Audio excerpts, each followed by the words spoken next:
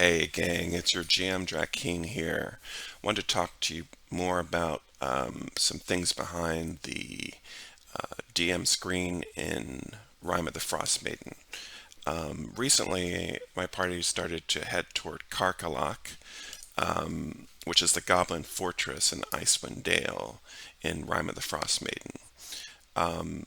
One of the things I try and do as a DM is really expose, really every session, bring you new content, new ideas, things you may not have seen before. I mean, I guess you can play from the obviously standard stat blocks and all that stuff. There's nothing wrong with that, but I feel like if you play D&D, you want to see something new. You want to experience new things. You want to see innovative gaming. And if I can't bring you that, I feel like I'm not doing my job. That's just me. I'm not saying everyone has to be like me, but that's just where I'm at. With that in mind, so these are the sort of the standard goblin stat blocks out there. The left one was released with Tales from the Yawning Portal, and the right one is from the Monster Manual. When you see stat blocks like this, I feel like this is a good place to start. I look at goblins. So much has been written by goblins.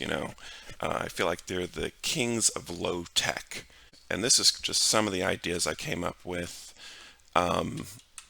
And you know, I feel like they would make their own alchemist fire, and this applies to kobolds too. I didn't mention them, but you know, if you've ever played like Dungeons and Dragons online, the kobolds in there are constantly throwing alchemist fire at you repeatedly.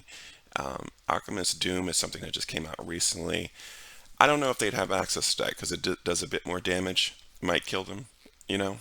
So they probably wouldn't have that much access to that. I feel like also these goblins or kobolds might make the most basic kind of poison, which is kind of in the player's handbook. So it's nothing I feel like players might not have seen before. And I know goblins like to set stuff on fire, so they would really kind of, you know, utilize torches, even if they had dark vision. So there would be times they would want to be able to see, maybe looking for a gloomstalker, maybe looking for, I don't know what they'd be looking for, something in the dark that they'd want to see. So, and then I feel like, you know, the downtime activities like crafting an item would explain, okay, well, how long does it take to make something like this? So I feel like, in being the kings of low tech, goblins would have thought, hey, why can't I have a club and a torch in the same hand? Or a club that is a torch. If you saw the description of torch, if you hit somebody with a torch, it does one fire damage. So why can't we have a club? You hit them, it does one extra fire damage. Hey, I feel like they would have designed something like that. You know, I don't feel like that's unreal. In that way, they get to see and have a club. And I feel like this is kind of based off the commoner thing, the goblin commoner. So, I feel like that's reasonable. Now, the staff sling, kobolds use slings, so I feel like the staff sling makes a lot of sense because you could use a sling at range, obviously, and then the staff part of it, if someone gets close to you, you could hit them with it. And I feel like somebody would have figured that out. Again, these guys are like the king of low tech. I also feel like their weapons might be poor quality. I mean, I probably could add that in later. Who knows? Maybe they would have dual wielding. Maybe they would have two weapon fighting. Who knows? That's just optional, those two. And of course, they wear leather or hide armor.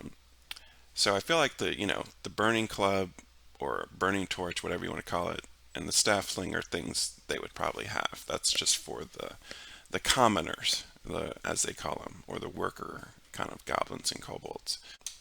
Next, I feel like this is more of the stat block for the the goblin from the monster manual. These guys are like the soldiers, the ones with the bows, the short bows, the scimitars.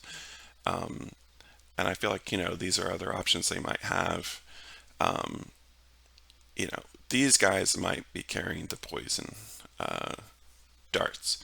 And so I basically created, homebrewed poison darts. And it's, this damage isn't the end of the world. The DC's really low. Um, but one other thing I think which is kind of cool about, you know, even this version of poison darts, and if you looked at Alchemist Fire from before, um, your players are going to be making a few more saving throws. So if they're concentrating on spell, they gotta, if they get hit, they got to roll a saving throw for that, and then they got to make a Constitution saving throw, and if they fail, they got to make another Constitution saving throw for if they're memorizing on the spell. Same for Alchemist Fire. Until they put it out, they're making saving throws. So it's kind of like a goblin counterspell or low tech goblin counterspell that they might use on like spellcasters and stuff like that. So just my thoughts. And of course, the mounts are very, very obviously traditional. Everyone knows goblins ride wargs.